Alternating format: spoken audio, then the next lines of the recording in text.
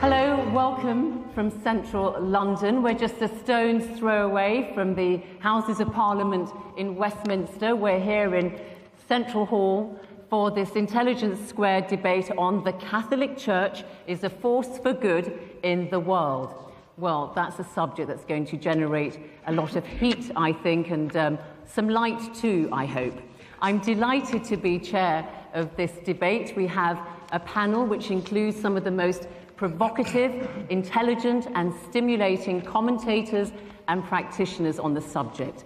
Arguing for the motion, the Archbishop of Abuja in Nigeria, John Onaiyekan, the British Conservative MP, Anne Widdecombe. Arguing against the motion, the actor, broadcaster and author, Stephen Fry, and the journalist and commentator, Christopher Hitchens. Well, our first speaker is John Onaiyekan, His Grace, the Archbishop of Abuja, the capital of Nigeria. And His Grace is one of Africa's best known, most respected commentators of the Church, the Catholic Church. So please make your way to the podium, speak at the microphone.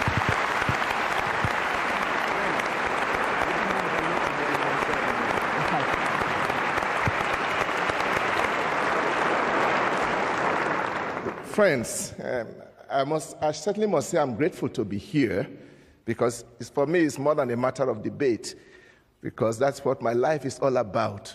If I didn't believe that the Catholic Church is a force for good, I would not devote my whole life to precisely working in that institution, hoping that I am involved in something that is good for the whole world. You see, for me to be a Catholic is a gift of God. Let me start with the word church, the Catholic Church. Obviously, it means many things to many people, but I think as an archbishop, I should be in a position to say what it does mean, especially to us Catholics. Yes, the Catholic Church is an institution, and some people say it is perhaps the best organized institution in the world, but that's not really the essence of our church. We should go beyond the institution, and for us, the church is first and foremost a community of believers. And this is a community of believers that is spread all over the world, made up of all kinds of people. And the institution itself, as well as those whom we normally consider church people dressed up like me, for example, we are there only because of that huge community of people who are Catholics. I'm stressing this so that when you are asking yourself, is the Catholic Church a force for good in the world? Don't look at me. Don't look at Benedict XVI. Look at the Catholics all over the world. That the church is a force for good in the world seems obviously to me is quite obvious. The question probably we should ask is, what kind of force? There was once an arrogant dictator who asked in disdain, how many battalions has the Pope? Obviously, he completely missed the point. It's not about military force or physical force, but it is about force. It's about the force of a spiritual message, the force of values, which has stood the test of 2,000 years. And not only 2,000 years in time, but has spread its message all over the world among different kinds of people, different races.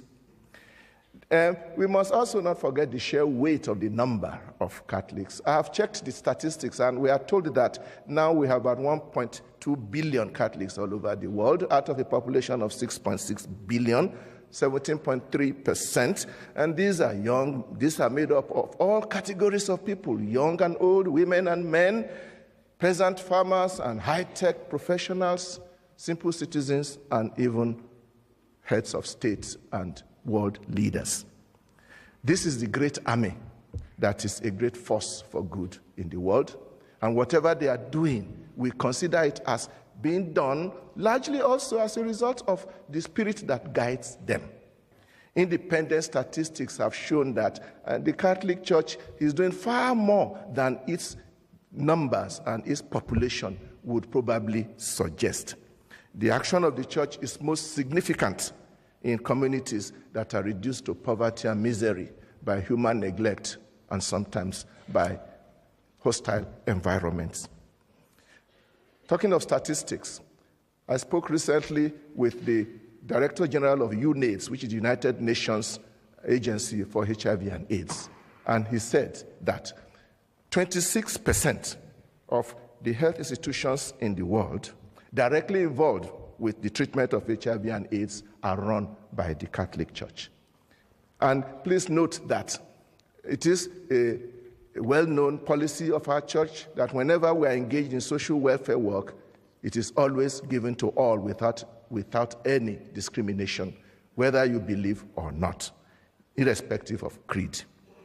Indeed, it is an integral part of our faith that our church is made up of saints and sinners. We are all struggling towards that perfection which Jesus asked us all to first follow. Nor am I denying that the Catholic Church has always and everywhere done excellent things, even sometimes in high levels. But this, again, only proves that we are in this world. Even the late Pope John Paul II had no difficulty at all in admitting the mistakes that people who claim to be Catholics and working in the name of the church have done in the past, and even apologized. And such gestures of apology is very rare in our world today. Let me conclude by drawing your attention to one particular aspect of my faith which I admire greatly.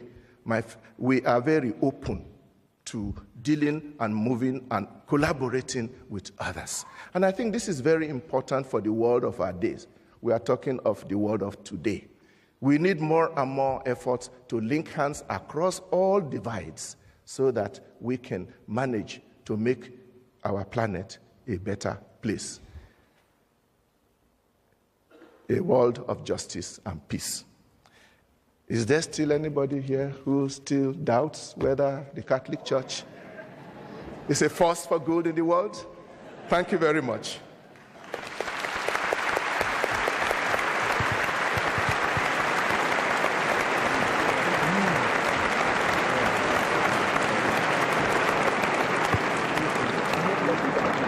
Our next speaker is Christopher Hitchens. He's arguing against the motion. He is a writer, journalist, and commentator, particularly well known for his trenchant and views and very original thinking. So, Christopher Hitchens, let us hear what you have to say. Your time starts now. Please make your way to the podium.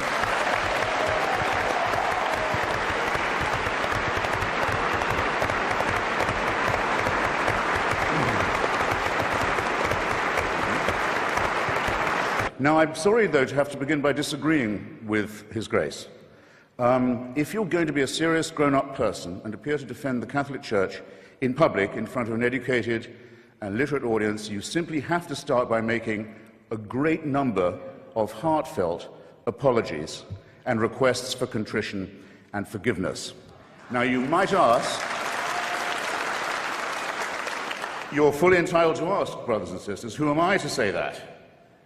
Well, in the Jubilee Millennium Year of 2000, the Vatican spokesman, Bishop Piero Marini, said, explaining a whole sermon of apology given by His Holiness the Pope, that was supposed to cover the entire history of the Church in its Jubilee year, that, I'll quote Bishop Marini directly, he said, "Given the number of sins we've committed in the course of 20 centuries, reference to them must necessarily be rather summary." Well, I think Bishop Marini had that just about right. I'll have to be summary too, but I think he said just about the least of it. His Holiness on that occasion, it was March the 12th, 2000, if you wish to look it up, begged forgiveness for, among some other things, the Crusades, the Inquisition, the persecution of the Jewish people, injustice towards women, that's half the human race right there, and the forced conversion of indigenous peoples, especially in South America. And that followed a whole series of preceding apologies, or apologies, I would say, of a kind, made by the late Pope John Paul, who, it troubles me not at all to say, was a very impressive and serious human being. It followed no less than 94, count them, public recognitions on his part of appalling crime and error and cruelty and stupidity and offences to the free intelligence, ranging from, I shall be summary, like Bishop Marini, the African slave trade, apologized for in 1995, the admission that Galileo was right about the relationship between the sun and the earth and other orbs, which came in 1992, one might add. No, I won't say, it's too easy to say better late than never. Here, I said it. To violence and torture, legalized torture. Torture was legalized and institutionalized by the Roman pontiff during the Counter-Reformation. That came in 1995. And for silence during Hitler's final solution, or Shoah, as well as, in 1999, coming in just under the Millennium Jubilee wire, an apology for the burning alive in the main square of Prague of the great Czech Protestant Jan Hus. Since that big fiesta of forgiveness that began in, or culminated, I might say, in 2000, fiesta of forgiveness, fiesta of asking for it, the papacy is also asked to be forgiven for the sack of Constantinople and the massacre of Byzantine Christianity in April 1204 as part of the Fourth Crusade, the anathema on all Eastern Orthodox Christians as unbelievers, heretics, and people dwelling outside the health of the Church was lifted only in 1964. I call your attention to that. He also expressed sorrow about the murder and forced conversion of Serbian Orthodox Christians in the Balkans during the Second World War. And it doesn't end there. There are smaller but significant, equally significant, avowals of a very bad conscience. These have included regret for the rape and the torture of orphans and other children in church-run schools in almost every country on earth, from Ireland to Australia. And I'm pleased to see that due reconsideration is now being given, and may in fact have been given, to the hellish, I choose the word carefully, doctrine of limbo, St. Augustine's cruel and stupid disposal problem, solution to a non-existent problem, that is to say, the destination of the souls of unbaptized children. Up until now, Catholic parents have been taught that's where their unbaptized children went, a form of torture that's sometimes worse than the physical. Now it seems that this piece of Augustinian sadism is undergoing reconsideration as well. But remember, this is from a church that, on the whole, cannot err. We still await a more direct admission. For example, I give some suggestions of my own while we're at it. I would like them to take back the Concordat made with Adolf Hitler, the first treaty he ever signed, giving the Church a monopoly over education in Germany in exchange for the dissolution of the Catholic Centre Party, to give the Nazi Party a clear run. I'd have apologized for the Lateran Pact with Mussolini, myself, also the first treaty ever signed by that fascist dictator. I would also think I'd want to reconsider the fact that Father Tiso, head of the Nazi puppet state in Slovakia, was a priest in holy orders, that the Croatian fascist puppet state, the Ustaša state of Ante Pavelic, was also operating under full clerical protection and disguise, as was the regime of General Franco and the dictator Antonio Salazar. And I really think I would beg forgiveness for this. I don't think the German Church should have asked Hitler's birthday to be celebrated from the pulpit every year until he died. These are very serious matters, and they're not to be laughed off by references to the occasional work of Catholic charities. But I draw your attention not just to the apologies, ladies and gentlemen, but to the evasive and euphemistic form that they take. Joseph Ratzinger, the current Pope, considered by some, by Catholics, to be the Vicar of Christ on earth, says of the Indians who were massacred in the course of conversion in Brazil, after the apology had been made to them, he said, nonetheless, it must be remembered that before we came to convert them, they were silently awaiting the arrival of the Church. I don't think that's a very genuine kind of apology to you. In his comment, one of the few he's made on the institutionalization of rape and torture and maltreatment of children in Catholic institutions, he has said, it's a very severe crisis which involves us, he said, in the following: in the need for applying to these victims the most loving pastoral care. Well, I'm sorry. They've already had that. And to say that this is the responsibility laid upon you by the horrific admission that you've already had to make is not accepting responsibility in any adult sense. When I say child abuse was institutional, how dare I say so? How can I prove it? How can I prove such a thing? Well, I'll ask His Grace, and I'll ask Anne Widdecombe. Where is Cardinal Bernard Law now? Where is he? Where is the Cardinal Archbishop of Boston, whose resignation was indignantly demanded, finally, by 50 members of the Church and by the whole laity of Massachusetts, who also demanded his prosecution for the promotion and protection and covering up and apology for and defense of people whose crimes against children are too revolting to specify. And he's not in the jurisdiction of Massachusetts now, as perhaps you know. He's the Supreme Vicar of the Church of Santa Maria Maggiore in Rome, personally appointed by the Pope to that as well as many other important sinecures. And in 2005, this man, a fugitive from justice and from complicity in the filthiest crime that it's possible for a human being to imagine, was one of those voting in conclave to decide who the next Vicar of Christ on earth will be. I don't know. I think I'd like to hear a bit more shame about this. I think I'd like to see a bit more confrontation with the reality of the business. Now, this is a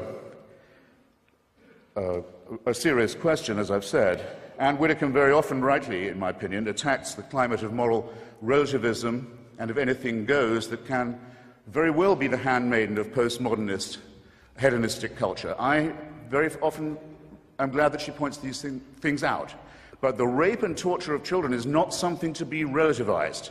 It's not something to be excused as a few bad priests.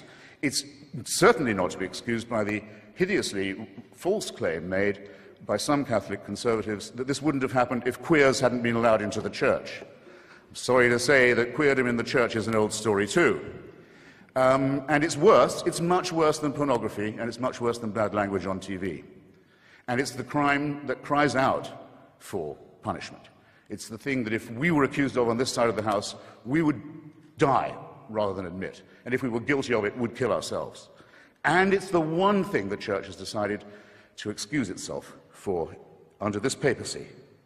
The same euphemism comes in the term some Christians that is used in all the apologies about the Crusades, the Inquisitions, the anti-Semitic pogroms, and all the rest of it. It said some Christians fell into error. Some Christians allowed themselves to be deceived in this way and to act against the gospel. Well, anti-Semitism was preached as an official doctrine of the Church until 1964. Do you think that might have something to do with public opinion in Austria and Bavaria and Poland and Lithuania?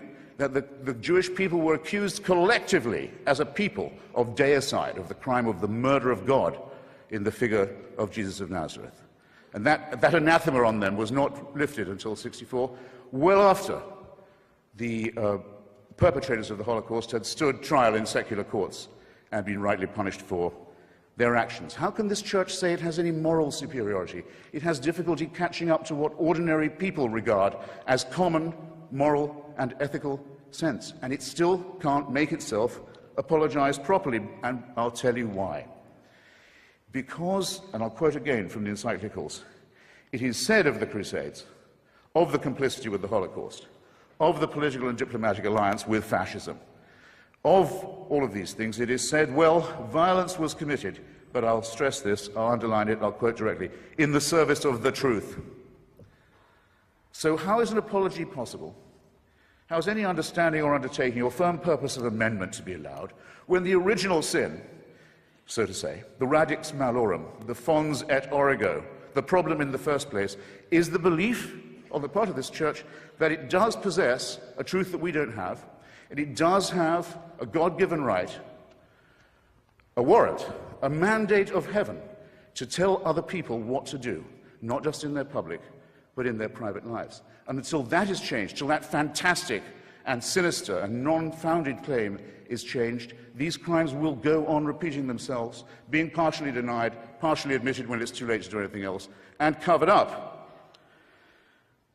Behind all these crimes and miseries is the denial of what we on this side of the House affirm, which is that the only little candle of hope that our species does possess, our poor, bare, forked, primate, mammalian species, of whom you have two such splendid examples on this side of the House and not bad on the other tonight, is the unfettered intelligence, the method of free inquiry in philosophy and in science, and the refusal to admit that any one person can tell you not to do that. It's the one thing I might say, I think, is, if not sacrosanct or sacred, is, shall we say, essential. And the Church has always stood and still stands against it. Now, in the little time remaining to me, I'll just propose a few more apologies that we might hope to hear in the immediate future. Because there'll come a time when the Church will issue apologies and explanations and half-baked appeals for forgiveness for things it's still doing. The readmission as a bishop of Roger Williamson, a member of Marcel Lefebvre's fanatical, hysterical breakaway sect, so-called Society of St. Pius X. Roger Williamson, found hiding in a reactionary, quasi-fascistic establishment in Argentina, has long been a believer that, I'll put this shortly, that the Holocaust did not occur, but the Jews did kill Christ. In other words, genocide no, deicide yes. He was quite rightly excommunicated some years ago, along with several other members of his ratbag organization. But Joseph Ratzinger's invited him back into the communion because to him, having this man, this liar, this fraud, this racist, in the church is more important because it's church unity than the things that he said and done and continues to stand for. Is this not a crying scandal? I think that there will be an apology for what happened in Rwanda, the most Catholic country in Africa, one of the most Catholic countries in the world, where priests and nuns and bishops are on trial for inciting from their pulpits and on the church's radio stations and newspapers the massacre of their brothers and sisters. And the papacy was silent on this appalling occasion, and everyone in Rwanda knows it. And there hasn't yet been a properly written apology for that disgrace. Staying in Africa, I think it will one day be admitted with shame that it might have been in error to say that AIDS is bad as a disease, very bad, but not quite as bad as condoms are bad, or not as immoral in the same way.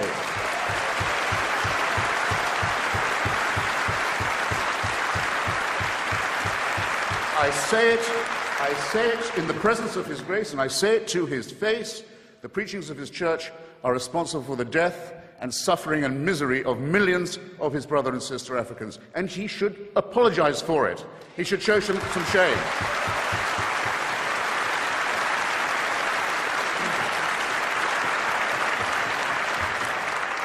Fourth, for condemning my friend Stephen Fry for his nature, for saying you couldn't be a member of our church. You're born in sin.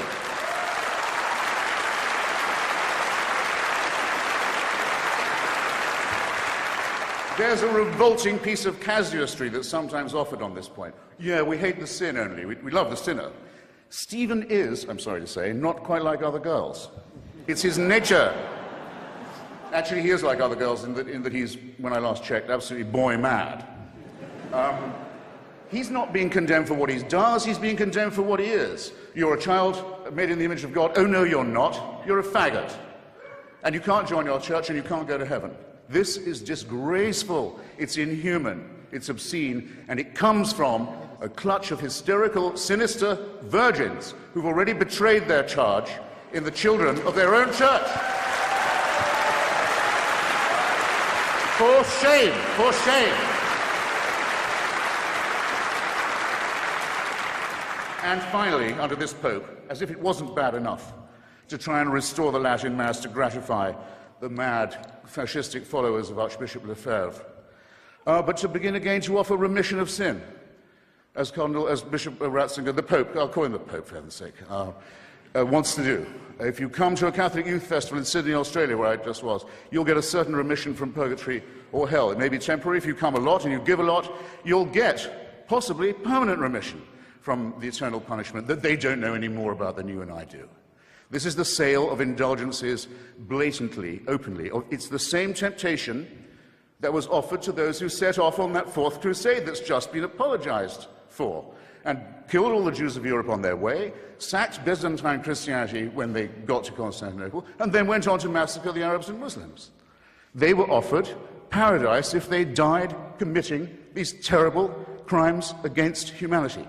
But if you see what I mean, therefore, the stimulus to crime, the impetus to crime, the belief in certainty, the belief that a divine warrant entitles you to do whatever you like, is the sin that must be cancelled, that must be annealed, that must somehow be apologized for. Now, I don't wish any. That's perfect timing. I don't wish any ill on any fellow primate or mammal of mine, even if this primate or mammal claims to be a primate in possession of a secret that's denied to me. I can forgive even that, because I live in a country where their reign doesn't run, their writ doesn't apply, and they can't burn me and silence me and censor me any more than they can tell my wife that she can't use contraception, or any more than they can really tell Stephen that he's a beast. So I don't at all look forward to the death of Joseph Ratzinger. I don't. Or any other pope. Not really. Except for one tiny reason which I ought to confess and share with you. When he dies, there's quite a long interval till the conclave can meet. Maybe Cardinal Law will still be on it, to pick another pope. Sometimes it goes on for months till they get the white smoke. And for that whole time, that whole interval, it's a delicious, lucid interlude, there isn't anyone on earth who claims to be infallible. Isn't that nice? All I want to propose in closing is this, that if the human species is to rise to the full height that's demanded by its dignity and by its intelligence, we must all of us move to a state of affairs where that condition is permanent. And I think we should get on with it. Okay, thank you for having me.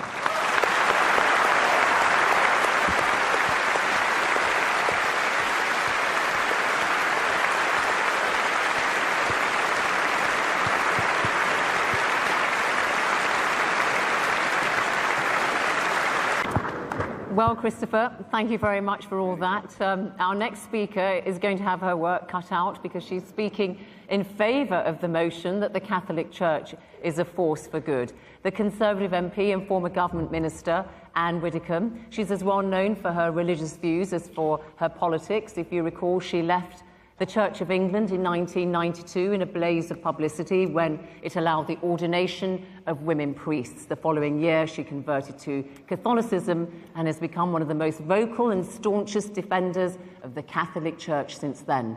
Anne Widdecombe, the floor is yours. Thank you.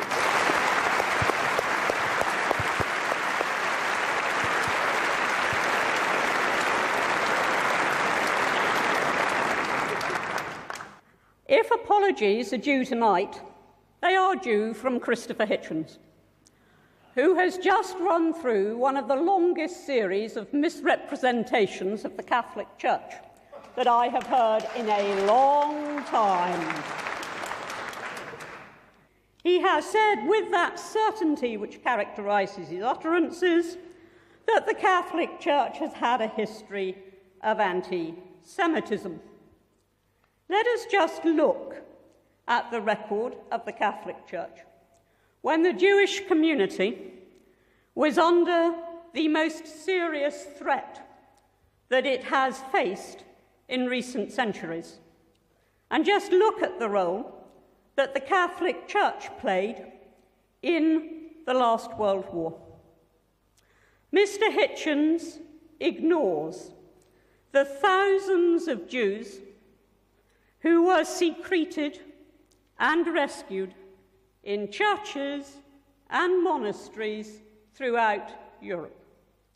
He ignores the 3,000 Jews who, in the course of that conflict, took refuge in the Pope's own summer palace. And coming nearer to our day, of course, Christopher Hitchens is right, and who could possibly dispute with him, that the abuse of children, of innocent children, is one, in fact, it is the worst offence that anybody can commit. Of that, no doubt. But again, he seems to think that the Catholic Church should have had some unique insight, which demonstrably was lacking in society as a whole. Do not expect the Catholic Church somehow, when that was the state of knowledge at the time, to have acted in a unique and completely different way. In retrospect, yes, of course. In retrospect, yup. In retrospect, it should have done. So should the magistrates. So should the Samaritans. So should the National Council of Civil Liberties.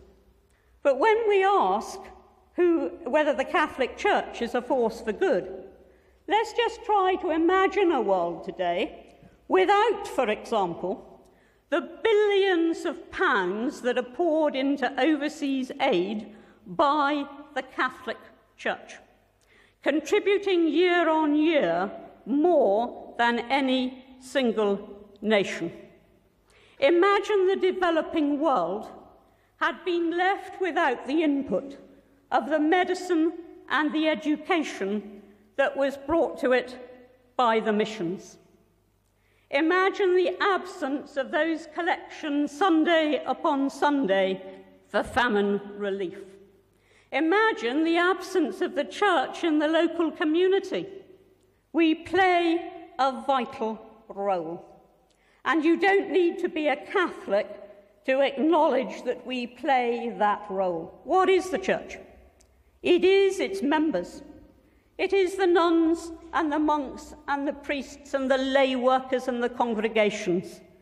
It is not just the hierarchy of the church. And I believe that the church to which I belong is a massive, massive force for good. But let us not just keep the debate at that level. I knew somehow that when we were here tonight, we would be discussing child abuse and condoms. They came in the end. I almost thought we were going to get through an entire speech without condoms from Christopher Hitchens, but we got them at the end. But that is not what the Catholic Church is about. It isn't only about the physical relief of the poor. It isn't only about the work it does on earth, but it is the message that it preaches. And that message is one of hope. That message is one of salvation. And it is all very well for some people in their intellectual arrogance to say, we can do without that. But actually, billions of people across the world live by that message of hope and of salvation. They try to live by the commandments and also by the interpretation of those commandments by Christ. Yeah, sometimes they fail. Sometimes their leaders fail. Human beings do fail. But overwhelmingly, I say to you tonight with no apology or whatever, that a world without the Catholic Church would be poorer, would be more hopeless, and would be a worse place in which to live.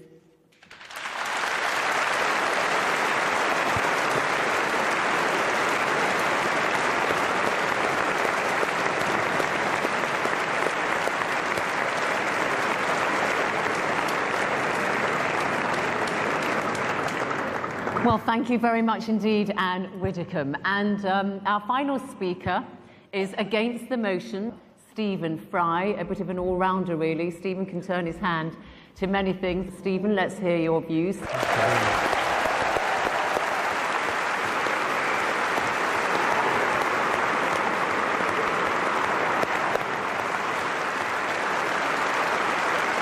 There are occasions, as Gwendolyn remarked, in The Importance of Being Earnest, when it becomes more than a moral duty to speak one's mind, it becomes a pleasure.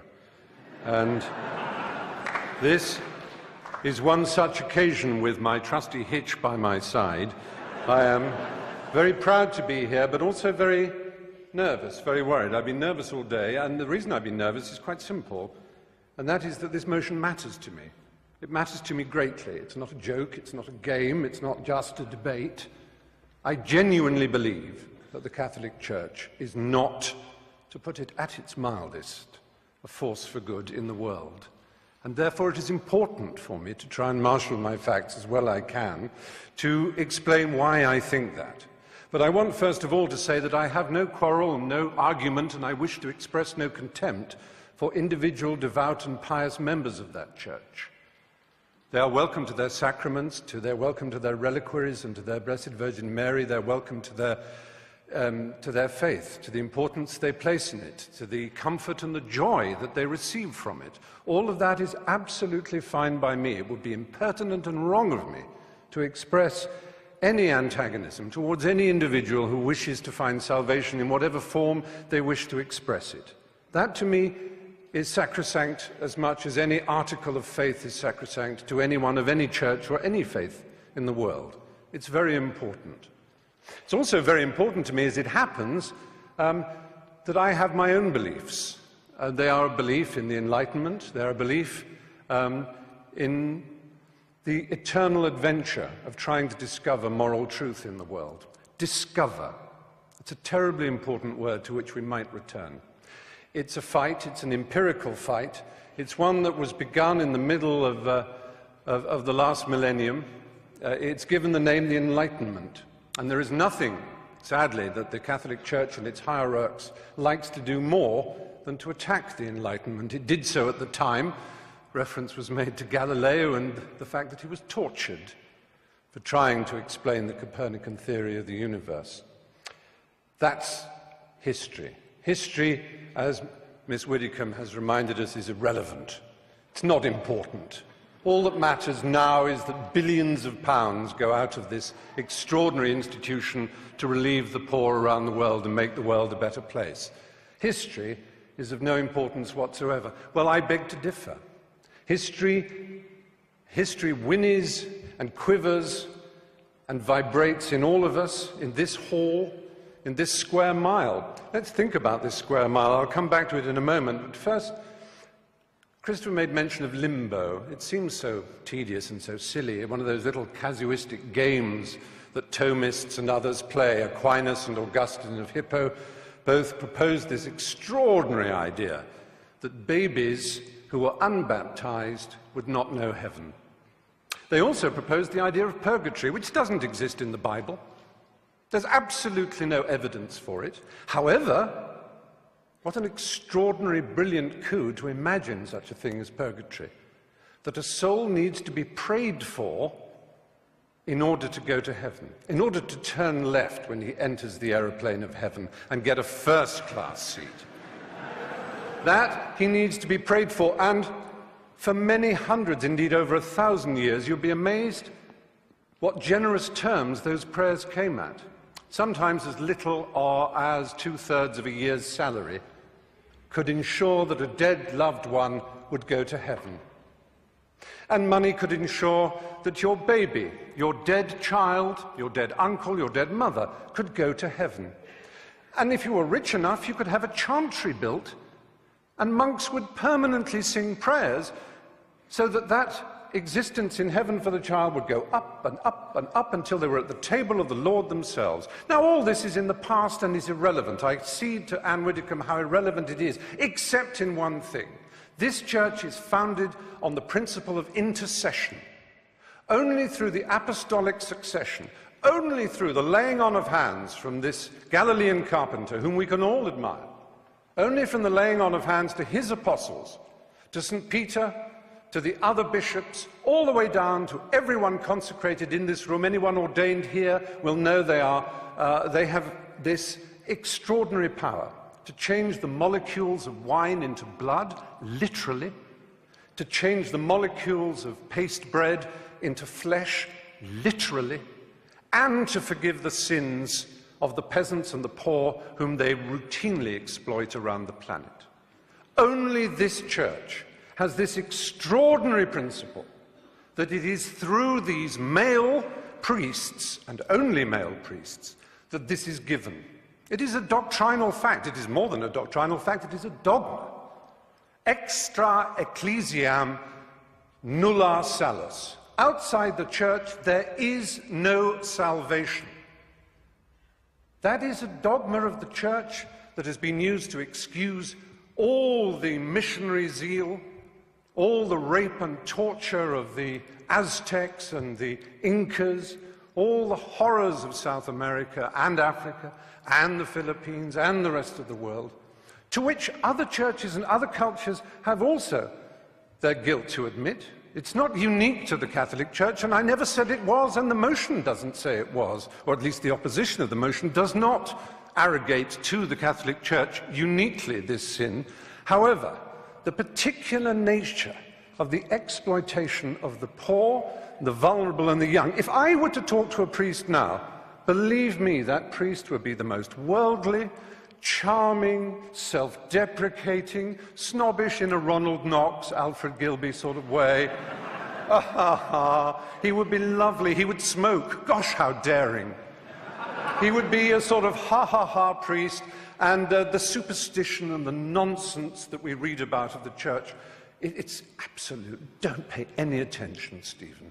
Just join Farm Street or the Brompton Oratory and have a marvellous time as a Catholic, and everything is lovely and splendid. But be poor and ignorant, and my goodness me, every single detail of damnation and original sin and of any possibility of your complaining or asking to think for yourself.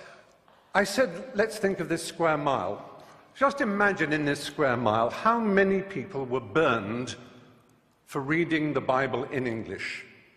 And one of the principal burners and torturers of those who tried to read the Bible in English here in London was Thomas More. You may know if you've read the novel Wolf Hall, which won the Man Booker Prize just the other day.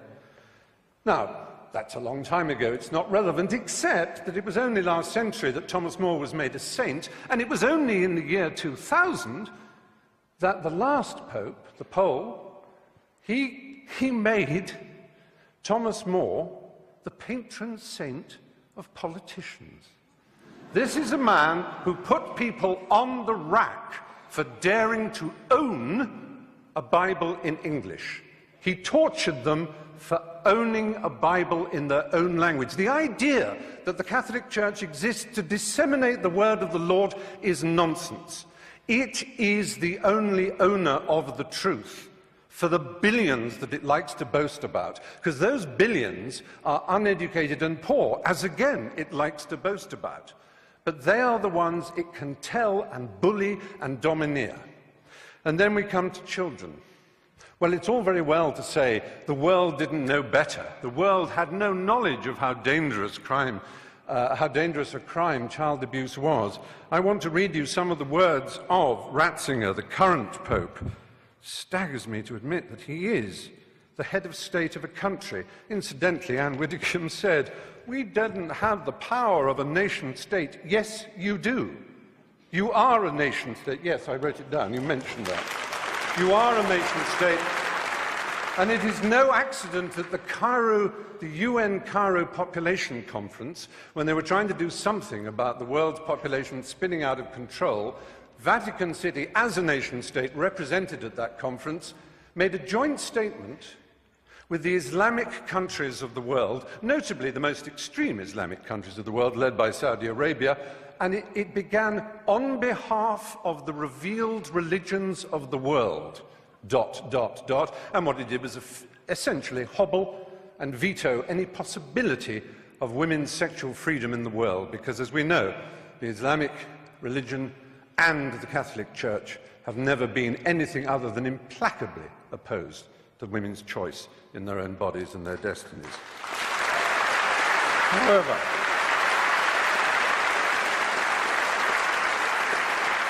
so Ratzinger in 2003 he was prefect. I'm not making this up. He was prefect of the Congregation of the Doctrine of the Faith, and it was his job to deal with the child abuse scandal that was brewing. His first act was to write a letter to Catholic bishops ordering them, on pain of excommunication, not to talk to the police or anyone else. Investigations should be handled, he wrote, and I'm quoting that letter, in the most secretive way, restrained by perpetual silence. The Mexican founder of the Legion of Christ movement, Maciel Degollado, was protected from his own catalogue of child abuse, which is horrific. One cannot put on trial so close a friend of the Pope, said Ratzinger. When the allegations could no longer be denied, Maciel was sentenced to a life of prayer and penitence. And Ratzinger described the whole affair, and that of Bernard Law of Boston, to which my colleague also referred, as causing suffering for the church and for me personally. He also said the answer would be to stop homosexuals from being allowed into the church. Now, it's perhaps unfair of me as a gay man to moan that this enormous institution, which is the largest and most powerful church on earth, has over 1 billion, as they like to tell us, members, each one of whom is under strict instructions to believe the dogmas of the church, but may wrestle with them personally, of course. It's a little hard for me to know that I am disordered, or again, to quote Ratzinger, that I am guilty of a moral evil, simply by fulfilling my sexual destiny as I see it. It's hard for me to be told that I'm evil, because I think of myself as someone who's filled with love, whose only purpose in life was to achieve love, and who feels love for so much of nature and the world and for everything else, and who, like anybody decent and of an education, realizes that in order to achieve and receive love, it's a struggle. It's not one that needs a pope to tell you how to do it. It certainly isn't one who needs a pope to tell you that you're evil. With 6% of all teenage suicides being gay teenage suicides, we certainly don't need the stigmatization, the victimization that leads to the playground bullying when people say you're a disordered, morally evil individual. That's not nice. It isn't nice.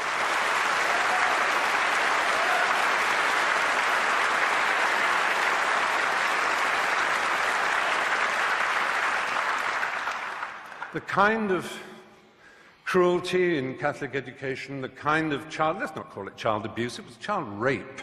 The kind of child rape that went on systematically for so long. Let's imagine that we can overlook this and say it is nothing whatever to do with the structure and nature of the Catholic Church and the twisted, neurotic and hysterical way that its leaders are chosen. The celibacy, the nuns, the monks, the priesthood. This is not natural and normal, ladies and gentlemen, in 2009. It really isn't. I'm sorry. For me to be called a pervert by these extraordinarily sexually dysfunctional people, I don't think human history has ever had more.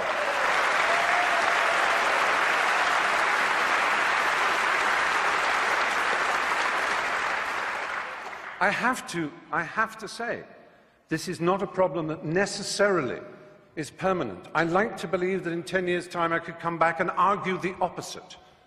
Even though I've talked about the history and the structural problems of this benighted institution, and the cruelty and the unpleasantness it has caused around the world, I have yet to approach one of the subjects dearest to my heart. I've made 3 documentary films on the subject of AIDS in Africa. My particular love is the country of Uganda. It's one of the countries I love most in the world. Been there many times. I've interviewed Yoweri Museveni and his wife Janet before, unfortunately, she suddenly saw God. There was a period when Uganda had the worst incidence of HIV/AIDS in the world. I went to Rakai, the village where it was first spotted. But through an amazing initiative called ABC, abstinence, be faithful, correct use of condoms, those 3, I'm not denying that abstinence is a very good way of not getting AIDS. It really is. It works. So does being faithful. But so do condoms. And do not deny it. And this Pope, not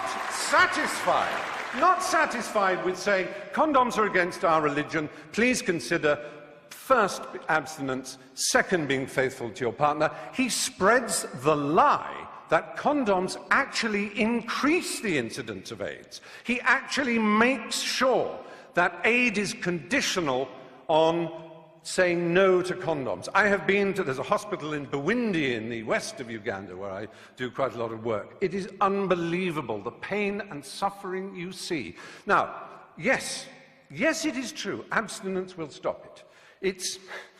It's the strange thing about this church. It is obsessed with sex. Absolutely obsessed. Now, they will say They will say, we with our permissive society and our rude jokes are obsessed. No, we have a healthy attitude. We like it, it's fun, it's jolly. Because it's a primary impulse, it can be dangerous and dark and difficult.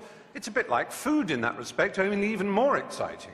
The only people who are obsessed with food are anorexics and the morbidly obese. And that, in erotic terms, is the Catholic Church in a nutshell.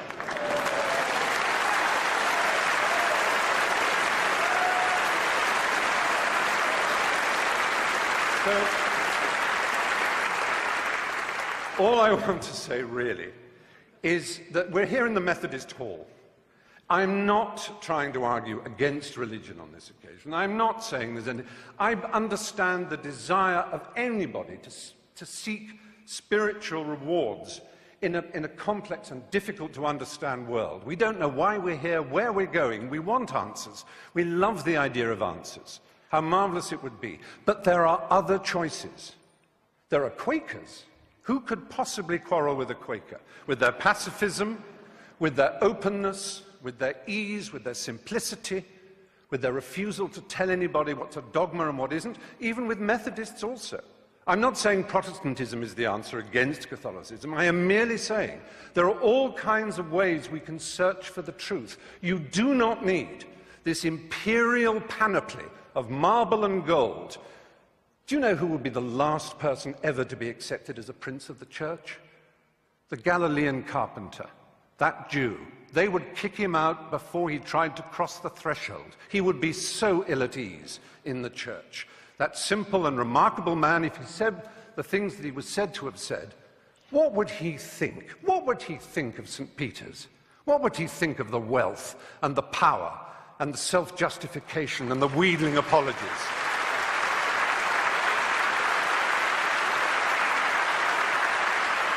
What would he think of a man who calls himself the Father, a celibate who dared to lecture people on what family values are? What would he think of any of that?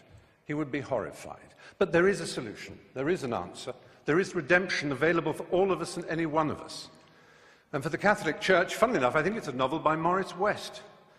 The Pope could decide that all this power, all this wealth, this hierarchy of princes and bishops and archbishops and priests and monks and nuns could be sent out in the world with money and art treasures to put them back in the countries that they once raped and violated, whose original systems of animism and belief and simplicity they told would take them straight to hell. They could give that money away, and they could concentrate on the apparent essence of their belief. And then I would stand here and say the Catholic Church may well be a force for good in the world. But until that day, it is not. Thank you.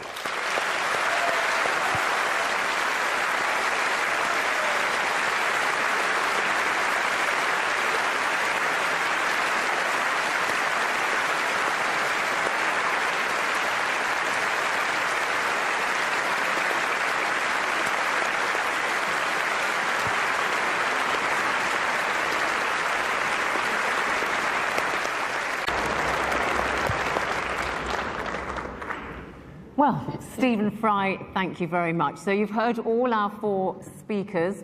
It's going to be your turn, the audience, next. And I'll give you a couple of minutes to think about what you want to ask our panelists, any questions or comments you may wish to make. Because I'm going to give you now the result of that vote that you all gave when you were coming in here to Central Hall. The motion is the Catholic Church is a force for good in the world. In favour of the motion were 678. Against the motion that the Catholic Church is a force for good was 1,102. Big difference. However, 346 of you were undecided. So, Archbishop and Anne Widdicombe, you're going to have to not win over the undecided, but actually convert some from the other side. Let's see if we can sway any opinions here amongst all of you by listening to some points that you wish to raise with the panel. And then we're going to ask you to vote again. Now, put your hand up if you want to speak. A question. The lady with the spectacles, yeah. I would like to ask Mr. Hutchins if he is only against the Catholic Church or against all religions. Okay, go back there, the lady in the pink. Hi there. This is a question for Christopher Hitchens. Many people today feel that we're really living in some kind of moral crisis, and you can see that all around us. Now, if one thing that the Catholic Church does do for good, in my opinion, is give us the Ten Commandments, a very basic, obvious way of giving us some kind of moral guidance. Would you not agree with that? Yeah. The lady in front began by asking me, do I reserve this condemnation only for the Holy Roman Church and not for other Catholics, for example, like Byzantine Catholics and Protestants and so on? I think they're all the same equivalent glimpses of the identical untruth. Now, of the commandments, the first 2 or 3 are entirely about fearing the author of the orders. Entirely about being terrified of someone who you're enjoined to love. I don't know about you, ladies and gentlemen, but the idea of compulsory love has always struck me as a bit shady, especially if you're ordered to love someone who you absolutely must fear. So the first 3 are look out for me and keep at least one day of mine where you'll be terrified full time. Anne Widdecombe, Ten Commandments, firm bedrock of moral teaching. I would have thought it quite obvious that the Ten Commandments set out a blueprint for a moral and successful society. Let us just look at some of them. Honour thy father and thy mother. Think of today's disrespect. Thou shalt not steal, thou shalt not kill, thou shalt not commit adultery, and thou shalt not covet. Tell that to the bankers with their bonuses. Okay, Archbishop, do you want to come in briefly on this? The Ten Commandments are in the Bible, but my father knew it before he became a Christian. All African religions recognized those basic norms of morality. Everybody knows that. All right. Let's take some more questions from the floor. Okay. This is a very simple question for Anne Widdecombe. You might think it may be a naive question. If so, I'd be very happy to be educated. Why is it wrong for a woman to become a priest, but perfectly acceptable for a woman such as yourself to become an MP? Okay, thanks. I think we're going to go just here next. Yeah. Anne raised a point regarding the billions that are poured into Africa. I respect your faith. I respect the message you give. But why, to pass that message on, do you need the finery that you wear? Do you need the palace of the Vatican? Okay. Point made. I think we're going to go here. Archbishop, of which current Roman Catholic policy are you most ashamed? Current Catholic policy are you most ashamed? I don't know whether you are serious in that question or you just want to provoke, because all our Catholic policies are not just dreamt overnight by the Pope or anybody. If it is a Catholic policy, it is reasonable, it is based on our traditions and scriptures, and there's none about which I'm ashamed. Okay, and the other question about... and I don't know what billions of that he says the Vatican has. The billions of this world, I think, are not in the Vatican. We know where they are, and they are not coming to Africa. On the contrary, Africa has been sucked dry by those people, those multinationals. They are the ones who should be bringing our money back to us. I think we are targeting the wrong place. I come from Africa, and the funds that come from church agencies for us are very important. And Widdecombe, one specific question to you. Why not women priests in the Catholic Church? Well, no, the specific question was, why is it not all right for a woman to be a priest, but it is for a woman to be an MP? That was the specific question. All right. And I have to say to you, I mean, that really does betray a vast ignorance. A member of Parliament, male or female, does not stand in persona Christi at the point of consecration. But I don't believe that it is any more possible for a woman to represent Christ at the point of consecration than for a man to be the Virgin Mary. Okay, thanks. Lots of hands up, and I really do want to go around everybody. So, panel, if you could keep your responses to the point as much as you can. Up there, please. Well, question to Stephen Fry. I'm a Catholic, but I like you a lot. And then I don't know that the Catholic Church condemns homosexuality as such, only recommends chastity for everybody. And then, if I am not married, I should be chaste. Either I am homosexual or heterosexual. Okay, all right, thank you. Now. Hi, question for Anne Widdecombe, actually. You accused Christopher Hitchens of judging the Catholic Church by the standards of the time, but surely the truths in your doctrines are either eternal or they're not. Okay. Stephen Fry, the question about the Catholic Church apparently doesn't condemn homosexuality, that question asked. Well, I'm afraid it simply does. It does condemn it, yes. It calls it the official word is disorder, but it was refined by the current pontiff, Ratzinger, who called it a moral evil. But on the other hand, we must remember, as the point that was made, is that the Church is very loose on moral evils, because although they try to accuse people like me who believe in the empiricism and the Enlightenment of somehow what they call moral relativism, as if it's some appalling sin, where what it actually means is thought, they, for example, thought that slavery was perfectly fine. Absolutely okay, and then they didn't. And what is the point of the Catholic Church if it says, oh, well, we couldn't know better because nobody else did? Then what are you for? Okay.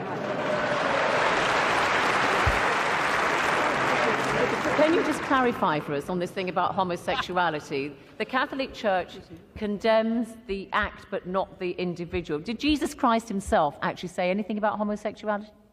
No. That is a wrong question in this regard.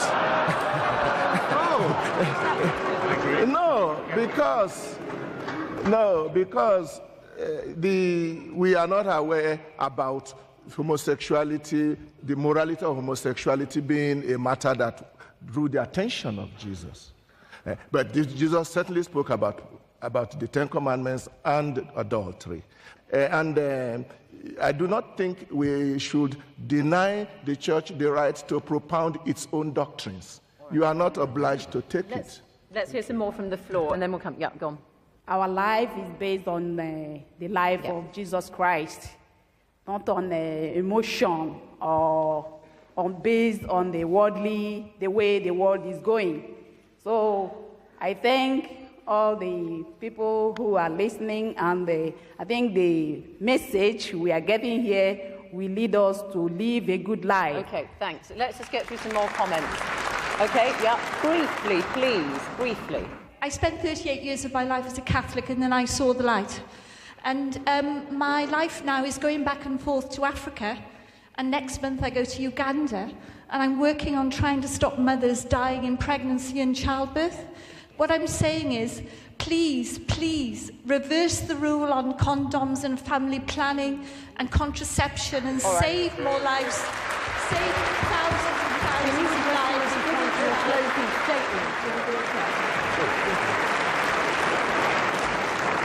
Let's keep this moving. Briefly, please.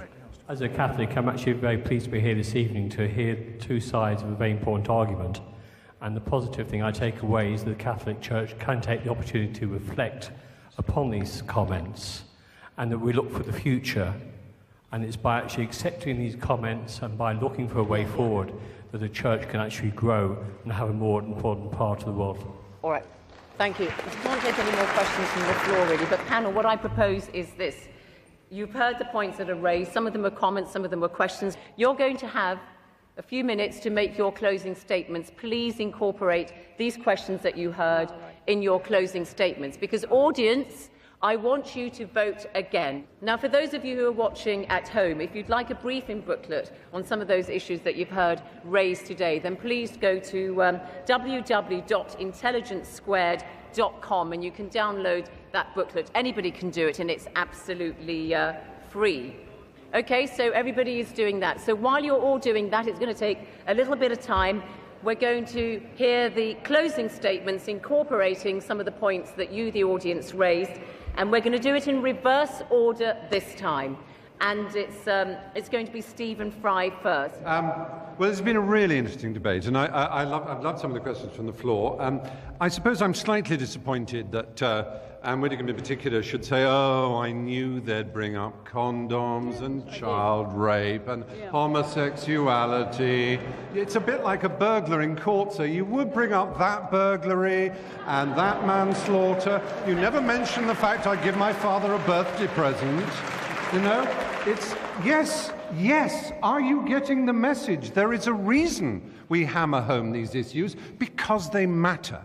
There's such an opportunity, owning 1 billion souls at baptism. It's such an opportunity to do something remarkable to make this planet better. And it's an opportunity that is constantly and arrogantly being avoided, and I'm sorry for that. Okay, thank you.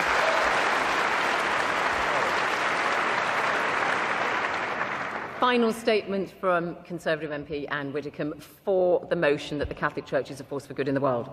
Right, we have had all the usual stuff about how the Catholic Church, being against condoms, has apparently caused untold misery. As I've said, our opponents always try to home in on sex, when the teachings of the Church, which are, after all, only about the stability of family, the maintenance of fidelity, the virtue of chastity, when the Church teaches that as one part of all its teaching, I do sometimes despair at the way that these debates always come back to that.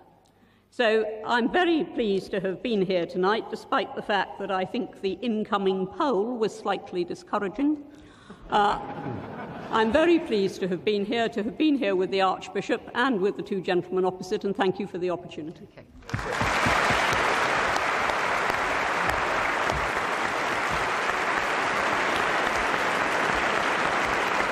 Against the motion, Christopher Hitchens. Unanswered questions. Amazing. No one, though they were asked repeatedly, would say whether they thought Stephen Fry, my friend, was in a state of mortal sin or not. They wouldn't tell you. Something about the question brought out their inner coward. Well, I say that homosexuality is not just a form of sex, it's a form of love, and it deserves our respect for that reason. That when my children were young, I'd have been proud to have Stephen as their babysitter, and I've told them they were lucky. And if anyone came to my door as a babysitter wearing holy orders, I'd call first a cab and then the police.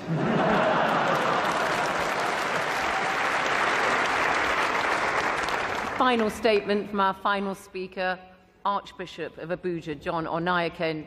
You've got to make your final pitch now to the audience. Thank you very much. I just want to draw the attention of the audience back to the topic. Yeah. And the topic is quite clear. The Catholic Church is a force for good in the world. It did not say it is the only source for good.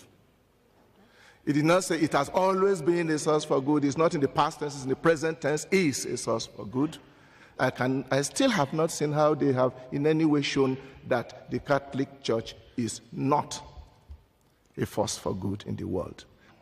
I can say all kinds of things about other people, but I think it is fair enough that when it comes to what does the Church say about condoms, what does it say about homosexuality, what does we say about women priests, we need to take the trouble to find out exactly what it is saying, not what the newspapers are saying that we are saying. We never said that the Catholic Church is perfect. We continue to do our best to be as close as we can to Jesus Christ and what he wants us to be, and to constantly be a force for good in the world. And I thank you. Archbishop, thank you.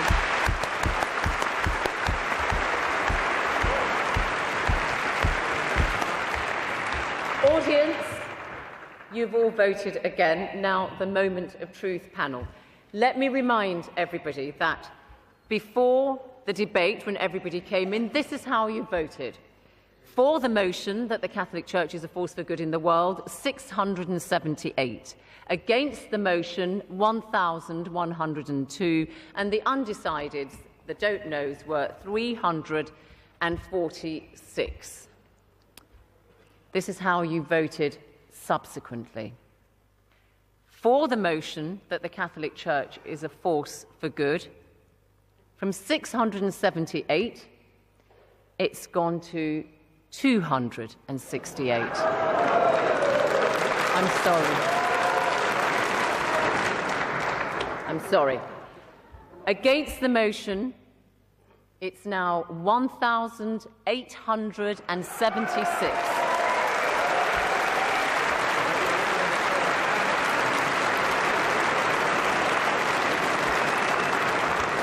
And you can see that doesn't leave very many don't knows. It's 34 undecided. So commiserations, Archbishop and Anne Widdecombe. Congratulations, Stephen Fry and Christopher Hitchens.